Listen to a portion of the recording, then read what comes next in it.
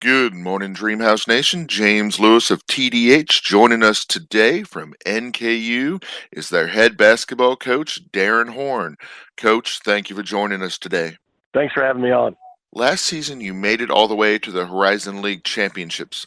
What are the takeaways from last season? I think it was a team that we started out really slow. I think consensus on that, James, is probably poor coaching, and finished really strong. 15-3 down the stretch, and so we feel like we've got a pretty good handle on how to get things better. We'd like to get off on a better note this season. But I think that the overall takeaway is, this is a group that returns a lot of guys from that game and that is capable of winning a championship, not only in March, but hopefully doing some special things during the season as well. So going into your fourth season as NKU's head coach, how has your coaching philosophy changed? How has it evolved?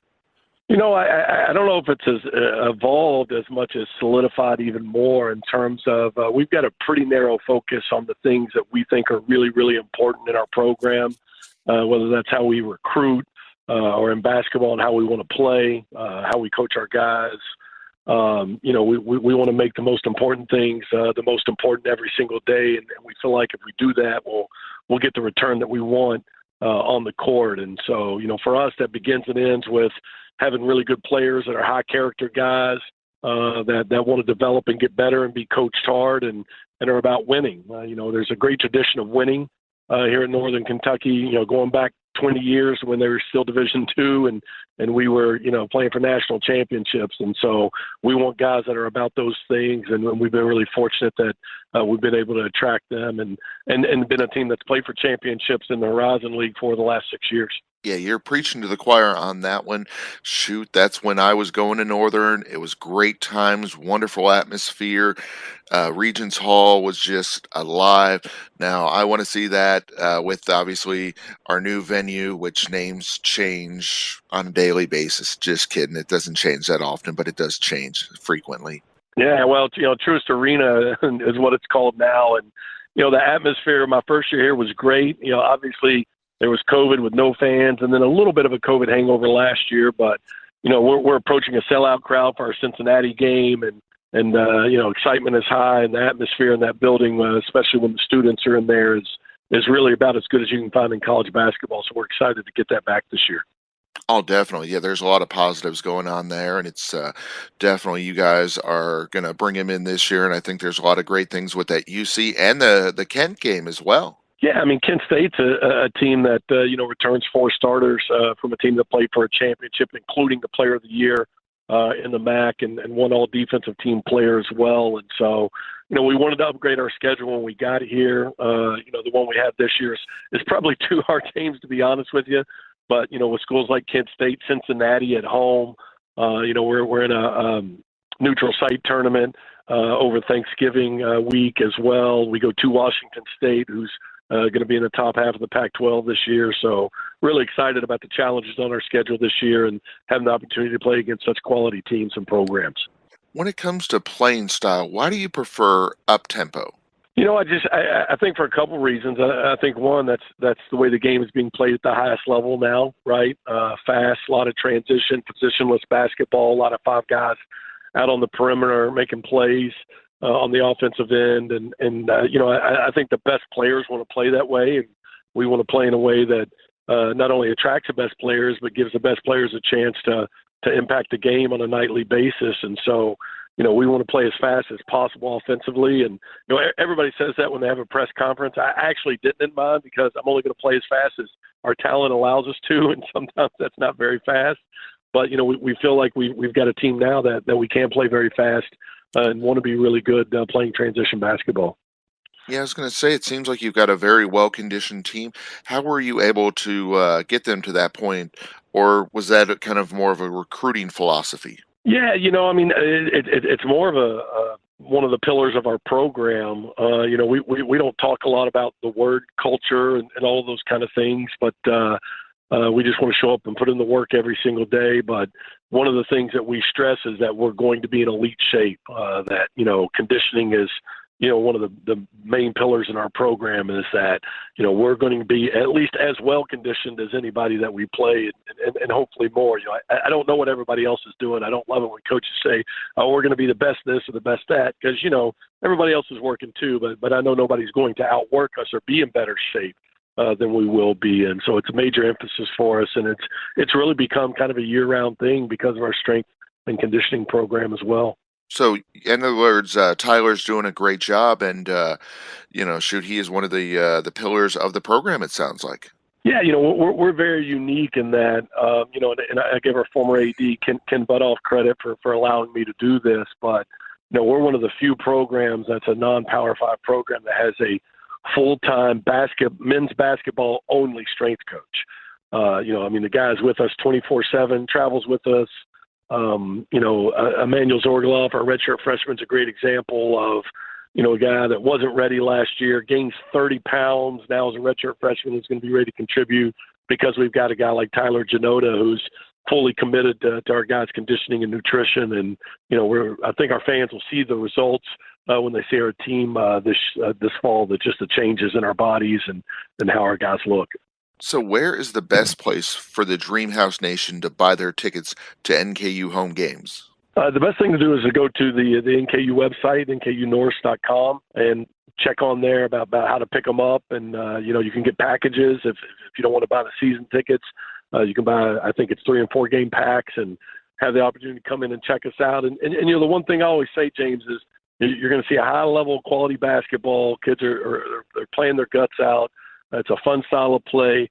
We're much easier in and out access in terms of parking and getting in and out of the building with your family. And we're probably the most economical of the Division I programs in the area. And so really encourage people to come check it out and have access to our guys and be a little closer to our players than a lot of places can be. It's really a great family thing. And or if you're just a basketball junkie, chance to see some really good quality basketball up close. Recently, you had a student fan fest. Tell us about how much fun that was. Well, the students are so important to, the atmosphere in our building. And, ultimately it's their team, right? Our guys are student athletes at NKU. And so just a chance to be able to interact with them and not only tell them how important they are, but thank them for what they do for us and encourage them to come out and to be a part of it is always really a good time. Love interacting with the students. You have the benefit of mixing experience and youth. Why is that so important on your roster? Well, there's nothing better than experience in college basketball. And, we're fortunate. This is the first year since I've been here where we've got a bunch of returning guys that we've coached. We inherited a very experienced team my first year and a team that went on to win the Horizon League championship and qualify for the NCAA tournament.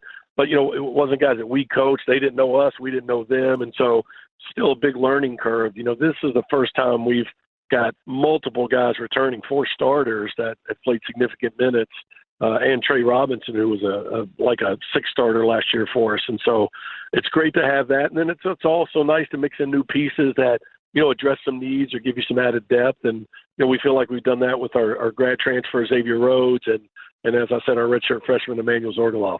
And then you have 2 fifth-year seniors in Trayvon and Chris. What do you expect out of them? Well, those guys they're steady, right? You know what you're getting from them every night. And we think they both can take a jump, especially in their efficiency on the offensive end. And, but they're 2 guys that bring us tremendous toughness and just, great game experience. And then that's so crucial for, when you're in a tough situation in a game or maybe in a tough stretch in the season, a road trip and league play, thanks to the Horizon League, we play 7 out of our last 8 on the road in league play this year. Having 5th-year seniors when you're going through a stretch like that, that experience, you really can't put a value on. It's huge to have guys like that. Yeah, I'm glad you brought that up because that was one of the things I was going to ask you about. That really doesn't seem like a fair way to do a schedule, but obviously you're not the sort that's going to complain about it. Any thoughts about just how the schedule is structured? Yeah, well, it's inexcusable, quite honestly. I've been pretty vocal and outspoken about how the Horizon League is scheduling, their conference schedule. And we're just the most recent team to be affected by it. Wright State has 6 out of 7 to end the year. Last year, I think Youngstown State or Oakland started the season with 6 straight on the road. It's just it's a flaw in the scheduling policy that could happen, and so hopefully they're going to get that addressed. They say that they are, but in the meantime, for us, I think it's a great challenge and one that's exactly how we'll approach it as a team. And that, hey, if you're going to be good, if you're going to win a championship, a regular season championship, and a tournament championship, you got to be tough and you got to take whatever challenge comes your way. And, for us, one of those is going to be 7 out of 8 on the road to end the season. And so, hopefully with more road games to start, we can get off to a good start. But either way, we're going to approach that like a great challenge and tackle it head on. Speaking of out of numbers, hopefully we can get 3 out of 3 for Horizon League Freshman of the Year. Who are your top candidates? I think the one that probably, will only play enough to be able to do it is our redshirt freshman. I've mentioned Emmanuel Zorgaloff. He's a guy that, I don't know if he'll get enough minutes or have enough production, like Sam and Quez did, but in terms of physical impact, he's a guy that could do some good things. Made so many basketball mistakes in our exhibition on Monday, was, a little frustrated, honestly, with how he played. And then look at the stat sheet, and he's got 10 points and 7 rebounds and a block shot in 13 minutes. So, he's a guy that's capable of impact because of his size and athleticism. So he would be the guy that would give us a chance to make 3 in a row. So it sounds like NKU has recruited all over, but I love the fact that you recruit locally. You have a CovCaf and a Highlands player. What are the benefits of recruiting locally? Well, I think in general, when you look at college students in general, James, right, they on average go to school within a 3 or 4 hour radius. And so, we've kind of always felt like that's your recruiting, area. And so we want guys not only from this immediate area, Northern Kentucky, greater Cincinnati area, but also, the state of Kentucky as well. And so, I like that when you look down our roster, we're a Kentucky State school, and we've got several guys from the state of Kentucky as well. And having those local guys is great, especially a guy like Sam Vincent, who's got a family following. I think season tickets went up like 50 or something like that when Sam signed, because, the local guys bring all their local fans with them. But it's great to have those guys, and we want to continue to build our program with local and in-state players. So on Monday you played Tiffin, and then Transylvania's coming up. How do those games help to get you moving and get you ready to play the Kent States and the UCs? I think the biggest thing is just game experience, right? Stuff as crazy as it sounds, simple things like, going through warm-ups and having officials and fans in the building and handling timeouts and, situations and different things, learning to execute out of timeouts, just all the things that are going to come up in actual games. It's, legitimately a dress rehearsal for those things. And, one of the few Division I programs in the country that's playing a exhibition game on the road. We're really proud that it's going to be a fundraiser to raise money for flood relief victims in Eastern Kentucky, partnering with my old friend and fellow Tate's Creek alumnus Brian Lane there at Transylvania to make that happen. But it's also a chance for us to have road game experience in a hostile environment, so to speak, but before the season starts. And so we think it's 2 opportunities to have true, game prep before a really tough non-conference schedule starts with Kent State on November 7th. Well, sounds great, Coach. Before we let you go, where on social media, where on the web, where can the Dreamhouse Nation find out more about NKU basketball? Man, that's a great question. I want to say our handle is NKU Men's Basketball, both on Twitter and on Instagram. But definitely, if you Google it, you can find us there. And we've got some young kids. We went out and recruited, and our new staff, Matt Schaefer, and our group in sports information is doing a great job. But we've also recruited some on-campus NKU students that are really putting out some terrific videos and still pictures of our guys. So really encourage all the Norse Nation to get online and follow both those places, because they're really good. Well, sounds great, and we look forward to having you back on throughout the season. Sounds good. Thanks so much for your time.